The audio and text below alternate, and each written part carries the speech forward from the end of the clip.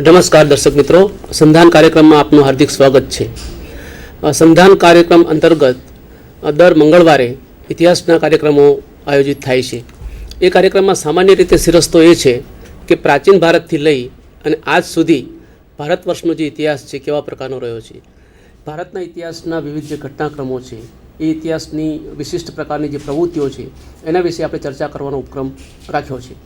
આજે આ કાર્યક્રમ થોડો જુદા પ્રકારનો છે અને એમાં ઇતિહાસકારની કેફિયત એ અંતર્ગત એક ઇતિહાસકાર સાથે આપણે વાર્તાલાપ કરવાનો ઉપક્રમ ગોઠવ્યો છે. એ ચર્ચા કરવા માટે આપણી સાથે ઉપસ્થિત છે પ્રોફેસર ડૉક્ટર મકરંદ મહેતા સાહેબ. વાતની શરૂઆતમાં મહેતા સાહેબનો એક ટૂંકો પરિચય આપવો જરૂરી છે. પ્રોફેસર મકરંદ મહેતા, એમનો જન્મ વડોદરામાં 1931ની સાલમાં થયો હતો. એટલે બરાબર આ 2011માં એમના 80 વર્ષ પૂરા થાય છે અને આ એક બહુ મોટી એમના માટે એક સિદ્ધિ છે. પ્રોફેસર મહેતાએ પોતાનું એજ્યુકેશન બરોડામાં લીધું હતું, MS યુનિવર્સિટીમાં, અને પેન્સિલ્વેનિયા યુનિવર્સિટીમાં પણ એમણે પોતાનું શિક્ષણ કાર્ય લીધું હતું. શિક્ષણ કાર્ય લીધા પછી એમણે વડોદરાની MS યુનિવર્સિટી, અમદાવાદની ગુજરાત યુનિવર્સિટી અને ગુજરાત વિદ્યાપીઠમાં મુલાકાતી અધ્યાપક તરીકે પણ પોતાની સેવાઓ આપી હતી. છેલ્લે તેઓ અમદાવાદની ગુજરાત યુનિવર્સિટીના ઇતિહાસ વિભાગના અધ્યક્ષ તરીકે તેઓ નિવૃત્ત થયા હતા. આ એમનો એક થોડોક એક વ્યવસાયિક અથવા એક શૈક્ષણિક પરિચય હતો.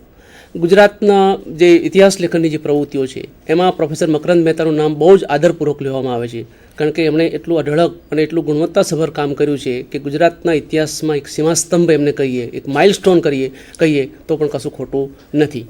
એમના જે પુસ્તકો છે, એમના જે લેખો છે અથવા તો એમનું ઇતિહાસ લેખન છે એના વિશે થોડીક ટૂંકી માહિતી પણ આપણે આપી દઈએ કે જેને કારણે મકરંદ મહેતાનું જે વ્યક્તિત્વ છે એ સારી રીતે આપણી સમક્ષ ઉજાગર થઈ શકે. સૌથી પહેલાં તો genesis and growth of Ahmedabad cotton textile mills એ એમનું એક પુસ્તક છે. Beyond boundaries, Indian merchants and entrepreneur in historical perspective, history of the trade and custom duties in Gujarat, આ એમના પોતાના મૌલિક પુસ્તકો છે. એ ઉપરાંત અંગ્રેજીમાં કેટલાક એડિટેડ પુસ્તકો પણ એમણે કર્યા છે. દાખલા તરીકે religious roots of Indian nationalism, urbanisation in western India, આ એમના અંગ્રેજી ગ્રંથોના હું નામ આપી રહ્યો છું. સમાંતરે એમણે ગુજરાતી ભાષાના ઇતિહાસ લેખનને પણ સમૃદ્ધ બનાવવા માટેના બહુ જ હૃદયપૂર્વકના પ્રયત્નો કર્યા છે અને અનેકની સંખ્યામાં લેખો અને પુસ્તકો એમણે ગુજરાતી ભાષામાં પણ આપ્યા છે. એની પણ એક ટૂંકી માહિતી આપણે જરા જોઈ લઈએ. સાંસ્થાનિક ભારતનો આર્થિક ઇતિહાસ, હિન્દુ વર્ણ વ્યવસ્થા, સમાજ પરિવર્તન અને ગુજરાતના દલિતો, ગુજરાતીઓ અને પૂર્વ આફ્રિકા, ગુજરાતીપણાની શોધમાં, આ એમનો ડાયસ્પોરિક ઇતિહાસને આલેખતો એક ગ્રંથ છે. બ્રિટનમાં ગુજરાતી ડાયસ્પોરા, સાહિત્ય, સમાજ અને ઇતિહાસમાં ગુજરાત, ગુજરાતના ઘડવૈયાઓ, મહાજનોની યશગાથાઓ, આ એમના ગુજરાતી પુસ્તકો છે. સાથે સાથે ગુજરાતીમાં એમણે કેટલાક નમૂનારૂપ કહી શકાય એવા ગ્રંથો પણ સંપાદિત કર્યા છે. એના નામ છે મધ્યકાલીન ગુજરાતમાં ભક્તિ અને સૂફી આંદોલન અને 1857 કેટલાક પ્રવાહો. એટલે આ એમના ગુજરાતી પુસ્તકોની યાદી હતી. પુસ્તકોની સમાંતર સાથે સાથે પ્રોફેસર મકરંદ મહેતાએ અનેકની સંખ્યામાં લેખો લખ્યા છે.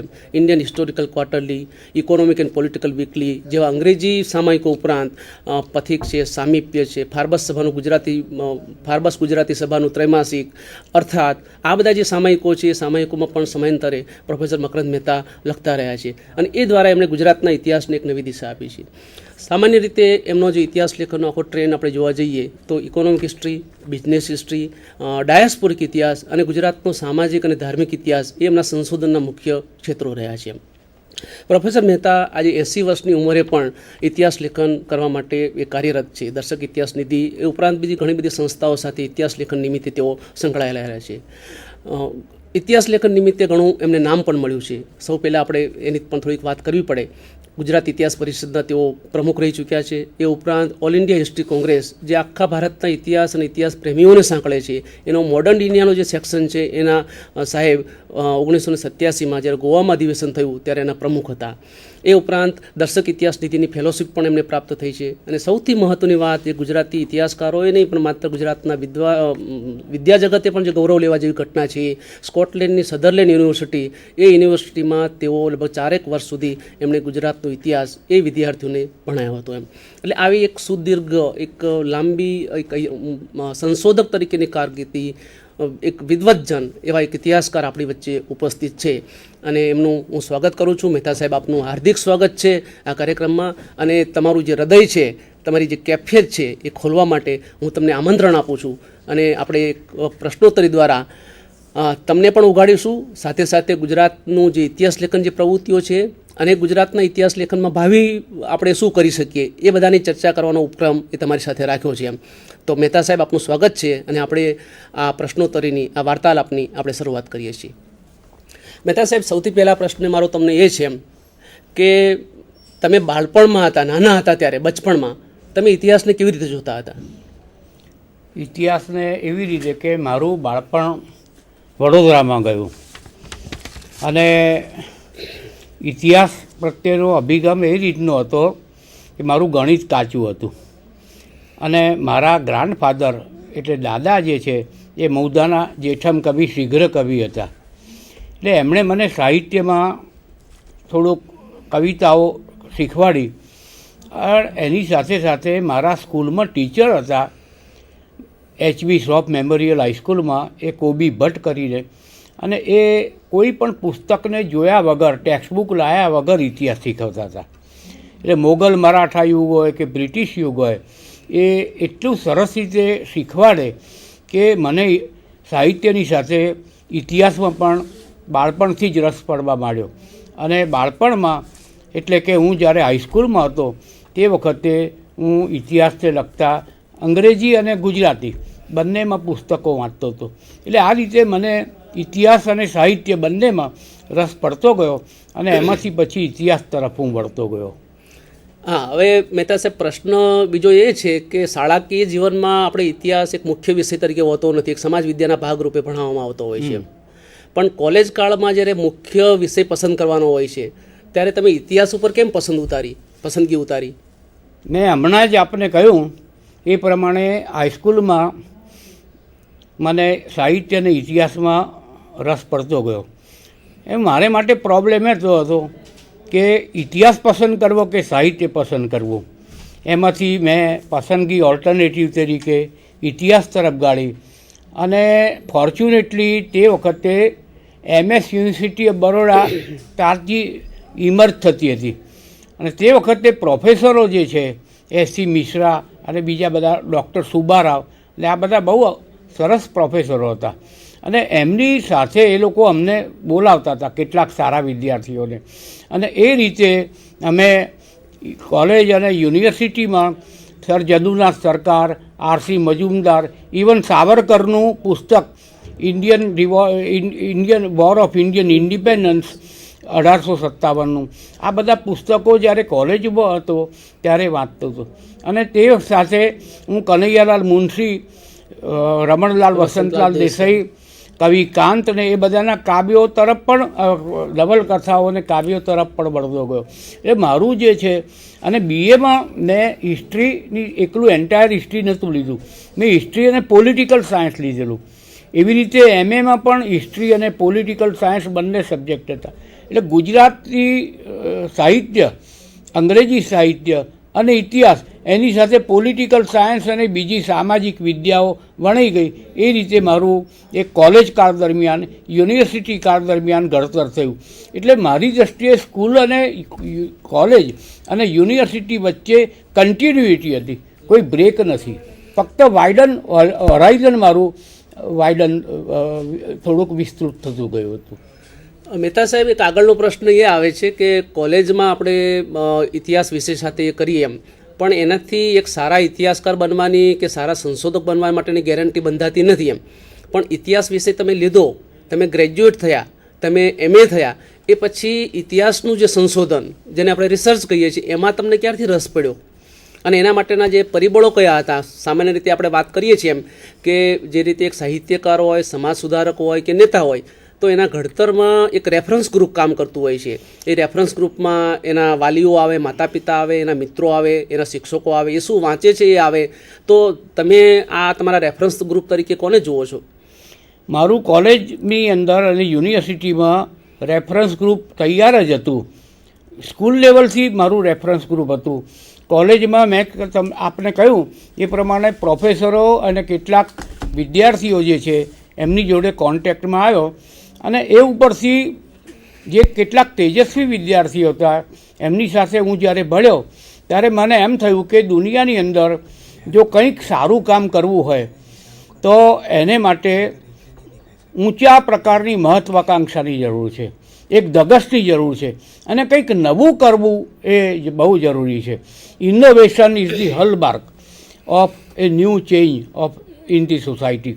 એટલે આ દૃષ્ટિએ જોઈએ તો હું એવું માનું છું કે મને એમ થયું કે એકલા શિક્ષણથી નહીં ચાલે, શિક્ષણ તો બહુ ચાલે, પણ એની સાથે રિસર્ચ કરવી હોય ને રિસર્ચમાં જો આપણે આગળ વધવું હોય અને પબ્લિક સાથે જો ઇન્ટરેક્શન કરવું હોય તો મેં હમણાં જ કહ્યું એ પ્રમાણે ઊંચી ધગશ મહત્વાકાંક્ષા જરૂરી છે. હવે આ તો કોમન ફેક્ટર છે.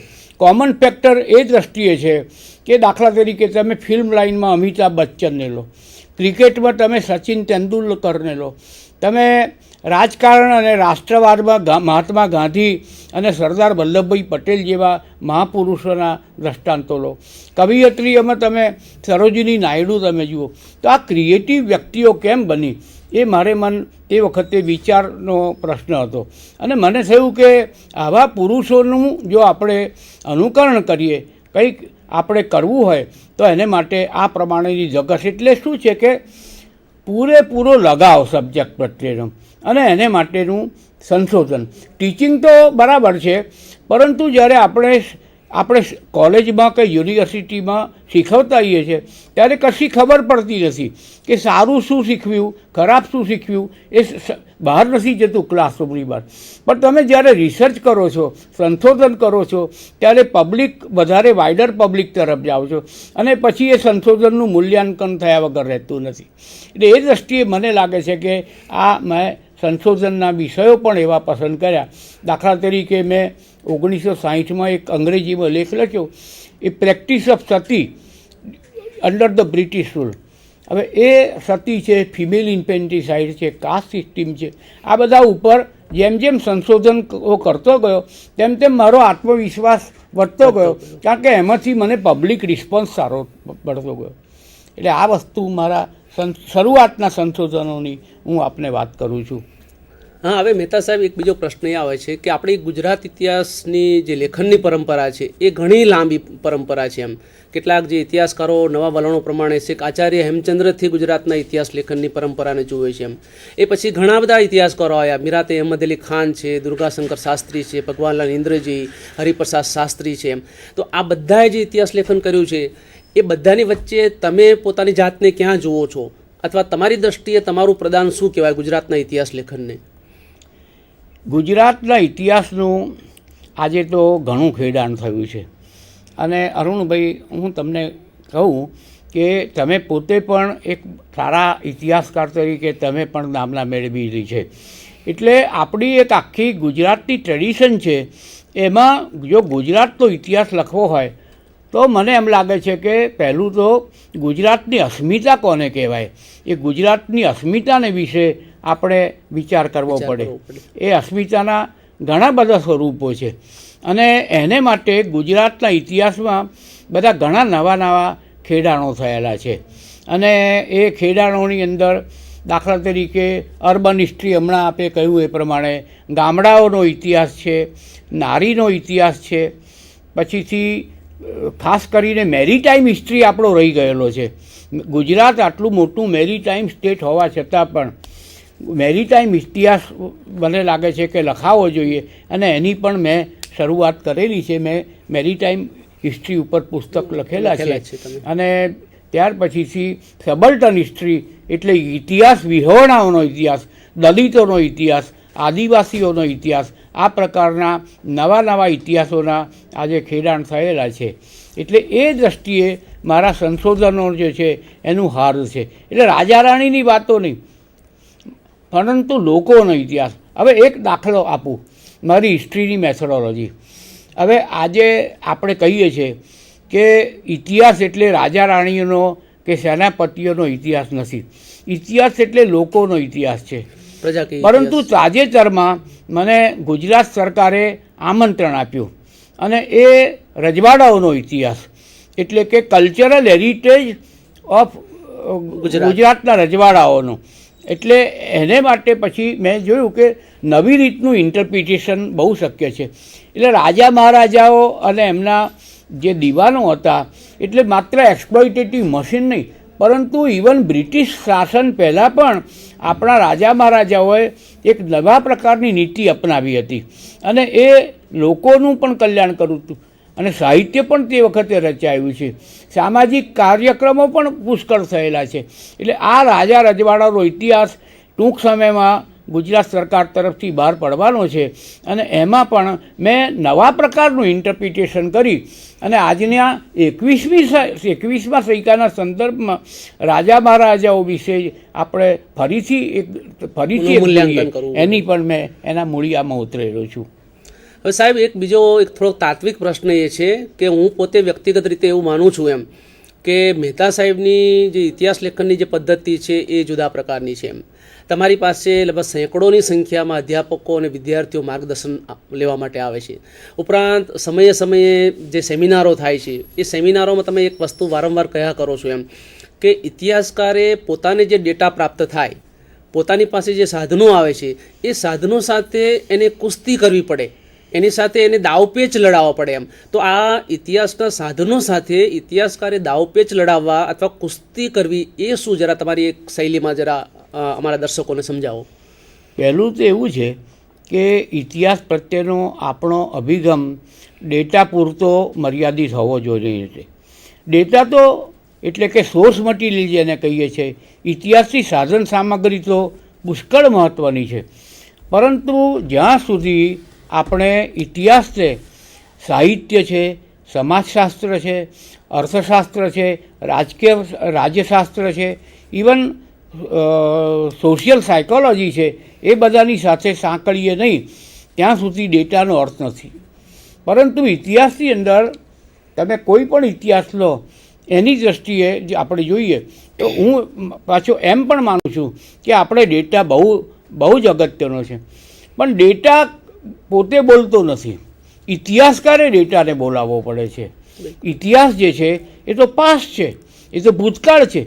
ભાઈ ભૂતકાળ કોઈ દિવસ ક્યાં બોલે છે, પણ એ તો ઇતિહાસકારની જે સ્કિલ્સ હોય, એની સંશોધન કરવાની પદ્ધતિ હોય, એની ઉપરથી એ ડેટા આપણી સમક્ષ બોલે. ધેટ મીન્સ કે ઇતિહાસકારે જો સારી રીતે લખવું હોય તો પહેલાં તો ઇતિહાસને મેં આપણને કહ્યું એ પ્રમાણે સાહિત્ય અને સામાજિક વિદ્યાઓ સાથે, ઇવન સાયન્સ અને ટેકનોલોજી સાથે પણ સાંકળીને એનો ડેટા ભેગો કરવો પડે.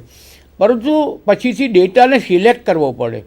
હવે એ ડેટા આપણે કયા આધારે નક્કી કરીએ છીએ? હવે ડેટાની પસંદગી જે છે, હવે ઇતિહાસ જે છે એ પેલો હોટલમાં આપણે રેસ્ટોરાંમાં જઈએ છીએ ત્યારે એક મેનુ આપે છે કે આનો આ ભાવ, આનો આ ભાવ, આનો આ ભાવ. એવી રીતે રેલવેનું ટાઈમ ટેબલ હોય છે, એ રેલવેના ટાઈમ ટેબલમાં પણ આ સમયે ટ્રેન ઉપડશે. ઇતિહાસ એ નથી. ઇતિહાસ એટલે હજારો વિગતો હોય, એની હકીકતોનું જ માત્ર ટોટાલિટી છે. ઇતિહાસ ઇન્ટરપ્રિટેટિવ હોવો જોઈએ. હવે જો એનું પુનર્મૂલ્યાંકન કરવું હોય, ઇતિહાસનું નવી રીતે અર્થઘટન કરવું હોય તો હું ચોક્કસપણે માનું છું કે આઈડિયોલોજી અગત્યની છે. હવે આ આઈડિયોલોજી ગાંધીવાદી આઈડિયોલોજી પણ હોઈ શકે, સામ્યવાદી લેફ્ટિસ્ટ આઈડિયોલોજી પણ હોઈ શકે, મૂડીવાદી પણ આઈડિયોલોજી, ફેમિનિસ્ટ આઈડિયોલોજી પણ હોઈ શકે. પરંતુ આપણી પાસે જ્યારે એક આઈડિયોલોજી હોય ત્યારે એને આધારે ઇતિહાસકાર અમુક વિગતો જે છે એને બાજુ પર રાખે છે અને અમુક વસ્તુઓ સિલેક્ટ કરે છે અને પોતાનું જે કન્સેપ્ચ્યુઅલ ફ્રેમવર્ક છે, એટલે કે એને વૈચારિક માળખું કહે છે, એ વૈચારિક માળખાની ને લક્ષ્યમાં લઈને ઇતિહાસકાર ડેટા લખે છે.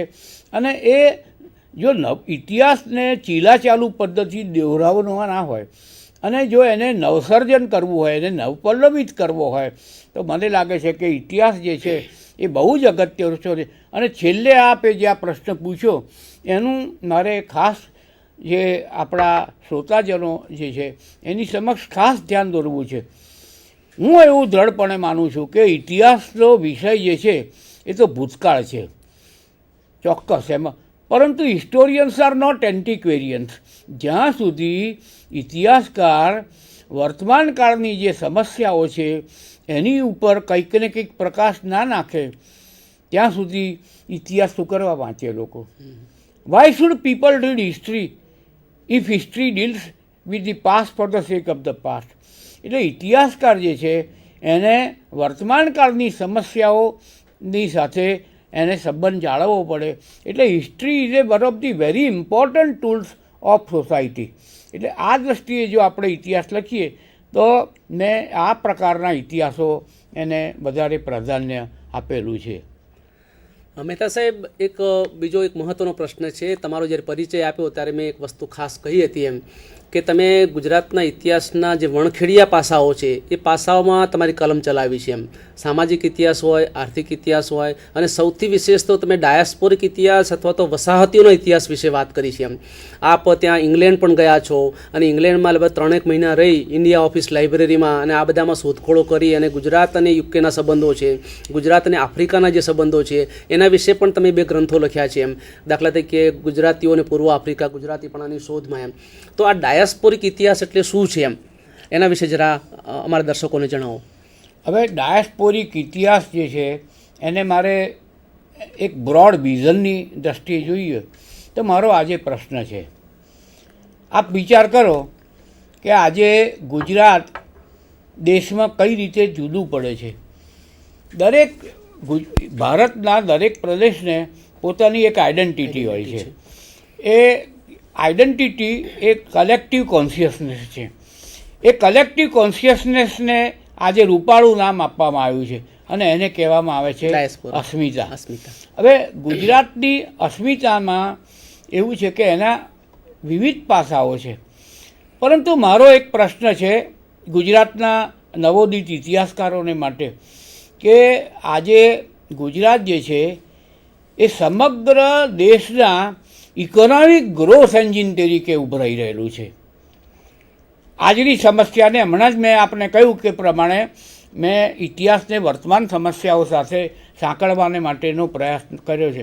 હવે આપણે વર્તમાન જો આપણે જોઈએ તો વર્તમાન કાળની અંદર એમાં કોઈ શંકા જ નથી કે ગુજરાતના પ્રયોજકો આજે જે છે ગુજરાત રાજ્યની જે પોલિસી છે 1991 પછીથી જે ગ્લોબલાઇઝેશનનો આખો નવો યુગ આવ્યો એને પરિણામે ગુજરાત સરકારની સ્ટેટ પોલિસી, કેટલાક સોશિયલ ઓર્ગેનાઇઝેશન્સ અને એન્ટરપ્રેનોરશિપ એનું બધું જ્યારે ફ્યુઝન થયું ત્યારે આજે ગુજરાત જે છે એમાં કોઈ સવાલ જ નથી કે એક મેરીટાઈમ સ્ટેટ તરીકે ઉભરાઈ રહેલું છે.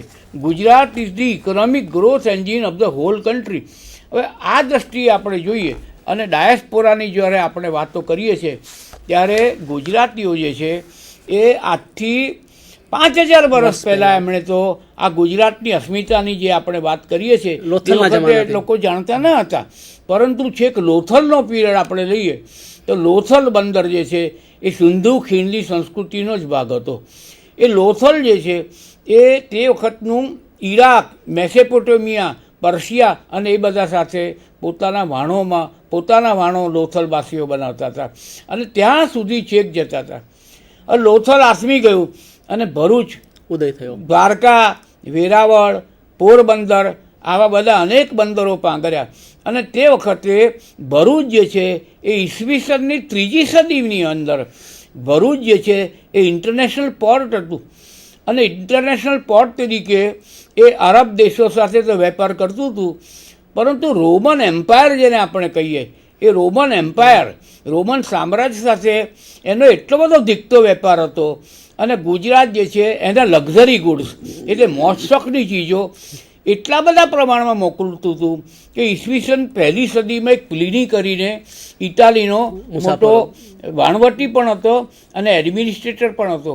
એણે રોમન સમ્રાટોને અને ધનિકોને ખાસ ચેતવણી આપી કે ગુજરાતમાંથી આયાત થયેલો જો આપણો આ માલ વાપર્યા કરીશો તો રોમન તિજોરી સમૃદ્ધ હોવા છતાં પણ તે તળિયા ઝાટક થઈ જશે. બહુ મોટી વાત. હવે ત્યાર પછીથી ખંભાત વિકસ્યું. હવે ખંભાત જે છે એ તે વખતે નવાઈની વાત એ છે કે પહેલો કાગળ જે છે એ કાગળ આખા હિન્દુસ્તાનમાં ગુજરાતમાં કેમ પહેલો આવ્યો? કાગળ એટલે જે છે આપણે કહીએ છીએ તો એક ટેકનોલોજીકલ રેવોલ્યુશન કહીએ.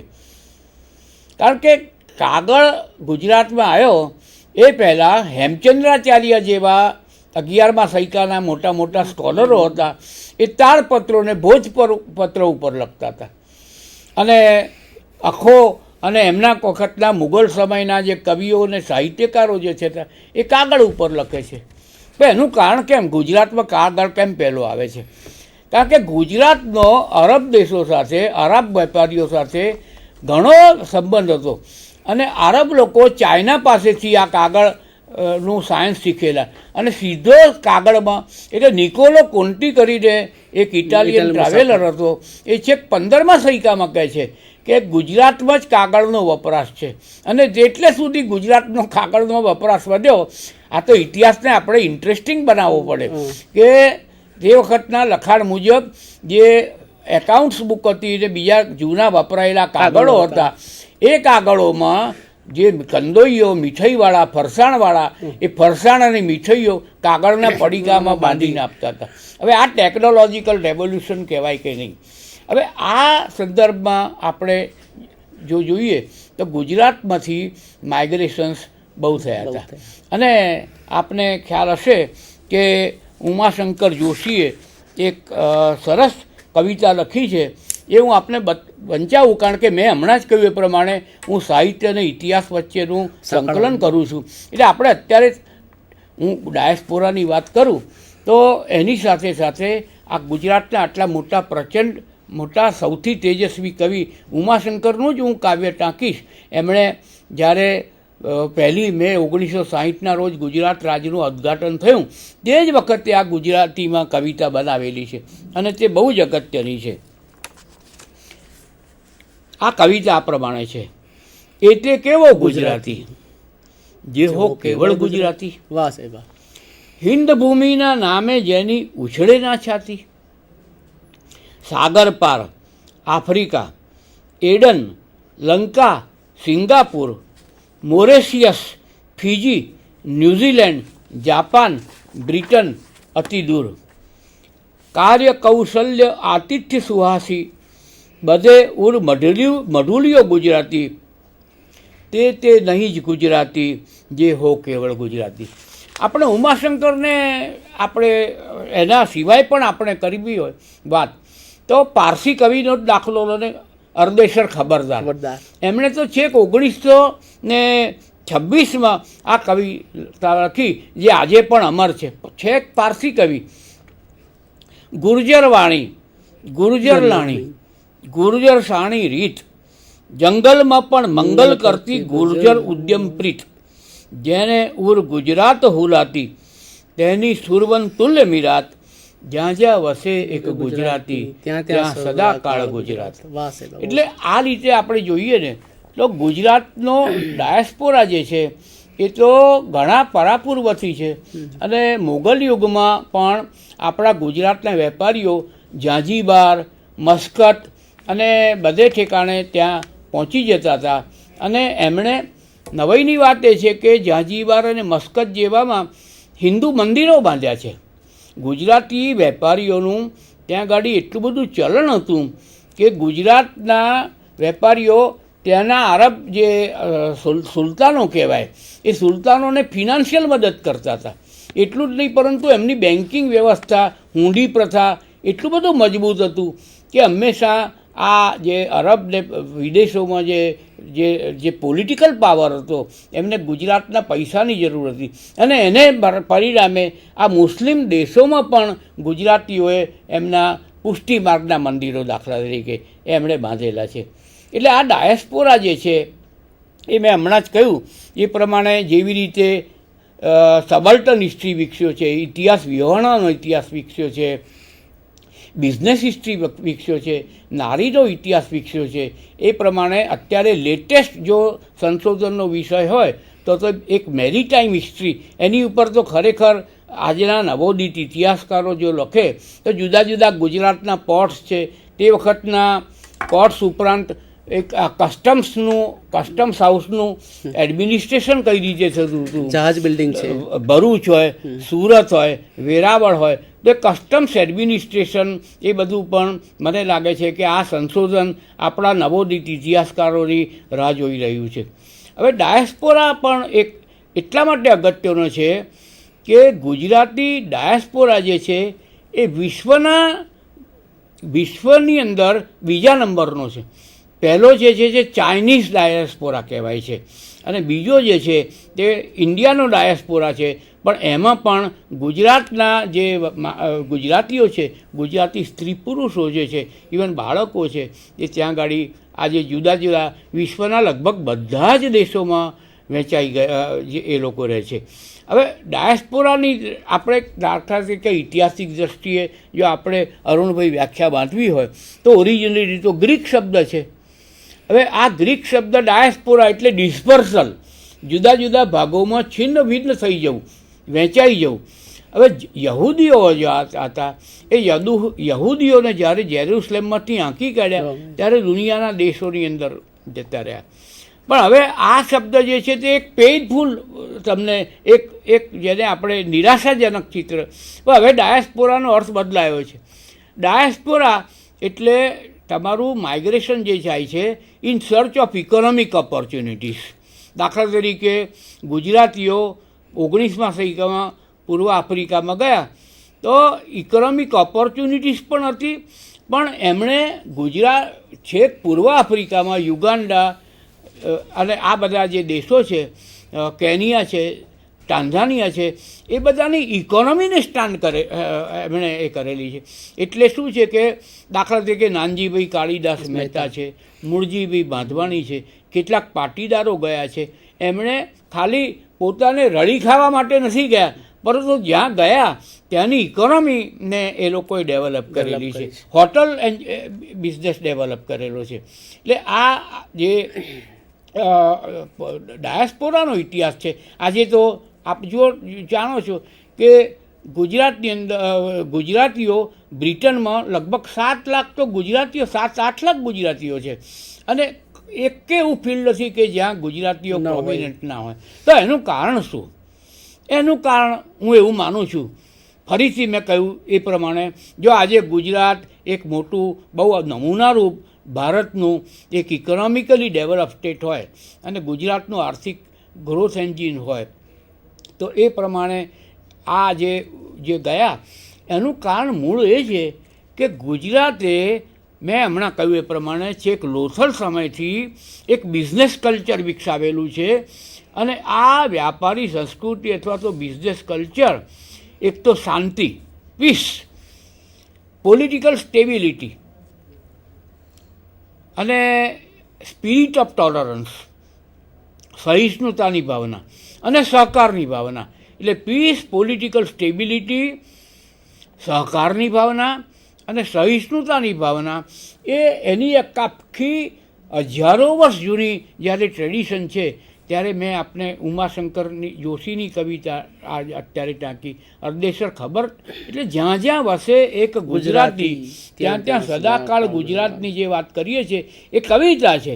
પણ કવિતાના ઇતિહાસ સાથે જો સાંકળીએ, ખાલી કવિતા તો અગત્યની છે જ, પરંતુ કવિતા, સાહિત્ય અને ઇતિહાસ વચ્ચે ગાઢ સંબંધ છે. એટલે ઇતિહાસકાર કઈ રીતે સમજાવી શકે? હવે બધું કવિઓ તો સમજાવી શકતા નથી, કવિઓ માન છે. કેટલીક વાર તો જે કામ ઇતિહાસકાર નથી કરી શકતા એ કવિ કરી શકતા છે. એનું કારણ છે કે યુનિવર્સલ ટ્રુથમાં મૂકે છે. પણ ઇતિહાસકાર જે છે એ હંમેશા ઇતિહાસને in terms of space end time જુએ છે. એટલે ગાંધીજીને મુગલ પીરિયડમાં ના મૂકી શકાય. ગાંધીજી 19મા અને 20મા સદીમાં જ સમજી શકાય, કારણ કે બ્રિટિશ કોલોનિયાલિઝમ જે છે એ બ્રિટિશ કોલોનિયાલિઝમને ગાંધીજી, સ્વામી વિવેકાનંદ છે, દયાનંદ સરસ્વતી છે, આ એન્કાઉન્ટર વિથ ધ વેસ્ટ જે છે, તો 19th સેન્ચુરીમાં જ બ્રિટિશ જે રૂલ હતો એની આપણે જોઈએ તો એ છે. હવે જો આપણે થોડોક પોઈન્ટને આગળ લંબાવવો હોય, એટલે પોઈન્ટ મારે એ રીતે લંબાવવો છે સાહેબ કે આપે ઉમાશંકર જોશીની વાત કરી, અર્દેસર ખબરદારની વાત કરી, તમે ડાયસ્પોરા ઉપર 2 ગ્રંથો લખ્યા છે, કેટલાક લેખો પણ લખ્યા છે અને જે સુખ્યાત કહી શકાય એવા મેગેઝિનોમાં છપાયા પણ છે. એટલે મારી ઈચ્છા એવા પ્રકારની છે સાહેબ કે આપ ડાયસ્પોરિક લિટરેચરમાંથી 1-2 પસંદ કરેલી જે કવિતાઓ છે એ કવિતાઓ દર્શકોને સમજાવો તો એક સમિયાણો અથવા એક માહોલ સરસ મજાનો બંધાય. હાજી, હું કવિતા સમજાવું એ પહેલાં મારે 1 કે 2 બહુ જ અગત્યના પાયાના પોઈન્ટ્સ મૂકવા છે કે દાખલા તરીકે આપણે જે નવોદિત ઇતિહાસકારો માટે આ બહુ જ અગત્યનો વિષય છે અને તે પબ્લિક ઓરિએન્ટેડ કામ જે છે. એટલે આ દૃષ્ટિએ આપણે જોઈએ તો જ્યારે માઇગ્રેશન થાય છે શરૂઆતમાં, દાખલા તરીકે મારી ઉંમરની પેઢી હોય એના મૂળિયા ગુજરાતમાં પણ હોય અને જે દેશમાં ગયો એના પણ હોય. એટલે એ જે છે તે થોડી એકલવાયાપણું, હી સમટાઈમ્સ અપરૂટેડ. ફોરેનની અંદર નવી ઓપોર્ચ્યુનિટી પણ છે, પરંતુ એ એક્સપ્લોઇટ કેવી રીતે કરી, ભાષા જુદી છે, બીજું બધું જુદું છે. એટલે એને આવા ડાયસ્પોરિક માણસો જે છે એને વતન પ્રત્યેનો જુરાપો હોય છે. ત્યાર પછીની પેઢી જે હોય, લગભગ એમ માનો કે 45-50 વર્ષની પેઢી હોય, એને વધારે ઇંગ્લેન્ડ, અમેરિકા કે પૂર્વ આફ્રિકાના અનુભવો હોય. એ એટલો બધો વતનનો એ ના કરે. પરંતુ જે 10-12-15 વર્ષના છોકરાઓ છે, બાળકો છે ને કિશોરો છે, એમાં એવું છે કે એ લોકો ધીમે ધીમે ગુજરાતી ભાષા બોલતા જાય છે. અને હું માનું છું કે ગુજરાતી ભાષામાં લખવું જ જોઈએ. માત્ર અંગ્રેજી ભાષા તો અગત્યની છે જ, પરંતુ હું એવું દ્રઢપણે માનું છું કે જો ગુજરાતી ભાષા ભૂલાશે, એનું જ્ઞાન ઓછું થતું જશે, તો એની સાથે સાથે ભારતીયનેસ ગુજરાતી પણ જતું રહેશે. ગુજરાતની અસ્મિતા જોખમ મૂકવા, સંસ્કાર જતા રહેશે, સંસ્કૃતિ જતી રહેશે.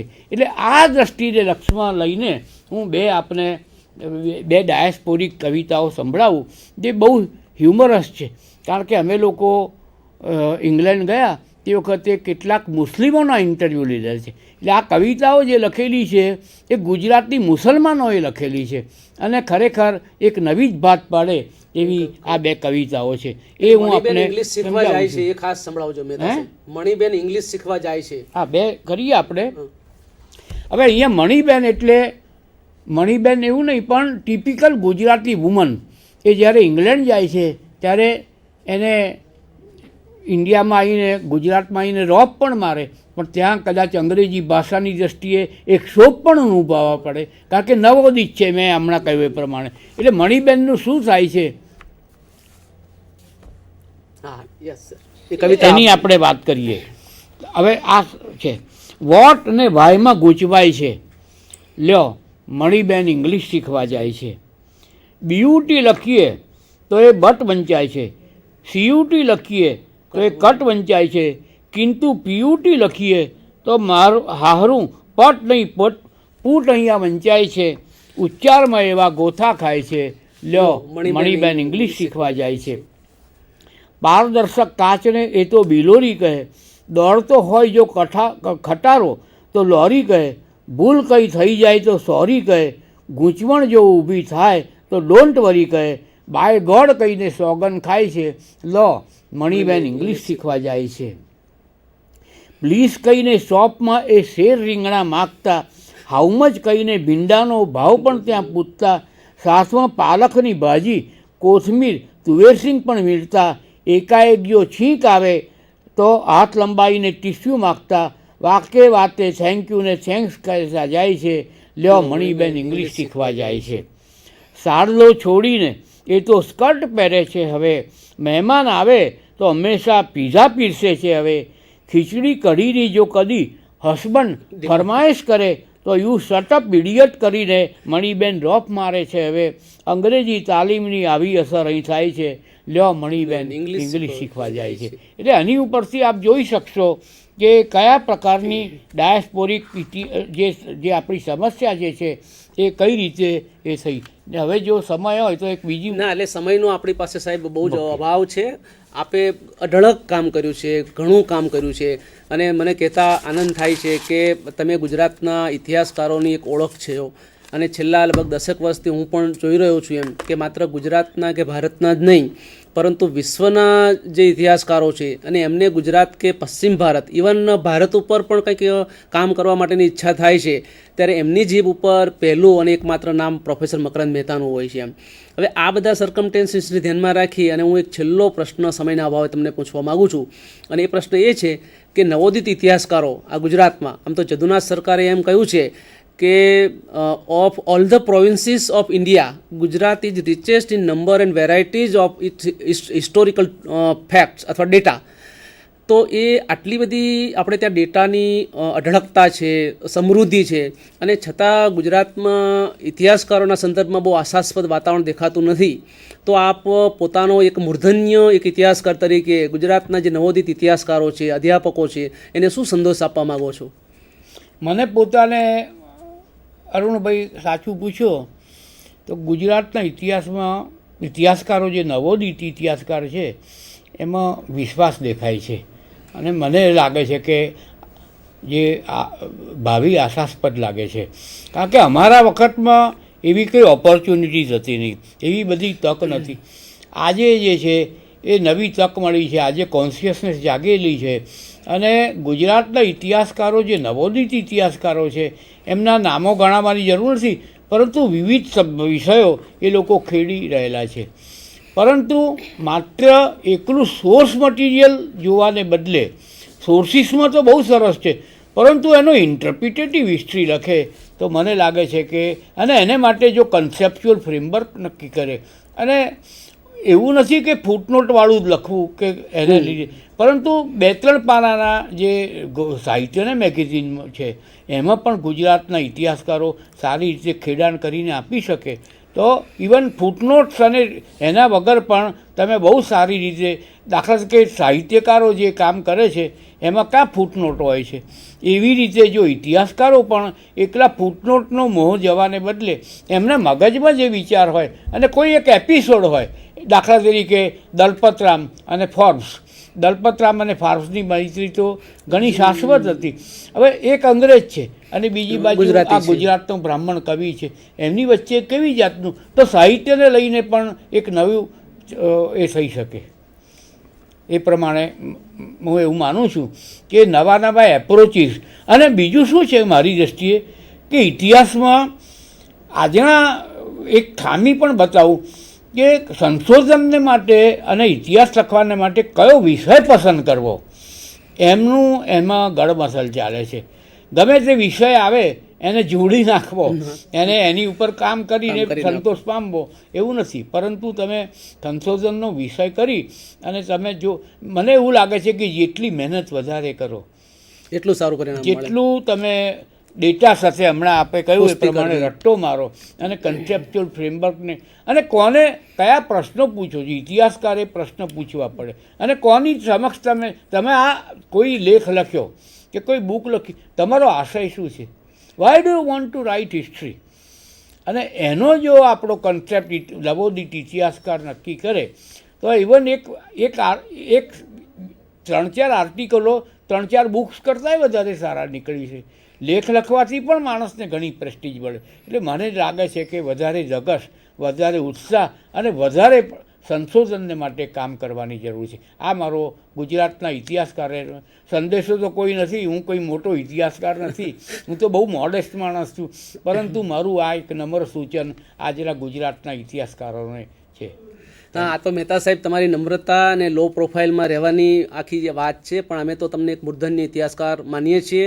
આપ આ સંધાનના કાર્યક્રમમાં આવ્યા અને તમારું હૃદય ખોલી અને તમારો જીવનભરનો જે નિચોડ છે એ 1-8 કલાકમાં રજૂ કર્યો. આમ તો 1 કલાકનો જે સમય છે એ તમારા માટે ઘણો અપૂરતો ગણાય એમ, પણ તેમ છતાં તમે ઘણા બધા મુદ્દાઓને સાંકળી અને ગુજરાતની ઇતિહાસ લેખન વિદ્યાને ઉદ્ઘાટિત કરી અને સાથે સાથે તમારી જે જાત છે એને પણ એમાં મૂકવા માટેનો પ્રયત્ન કર્યો.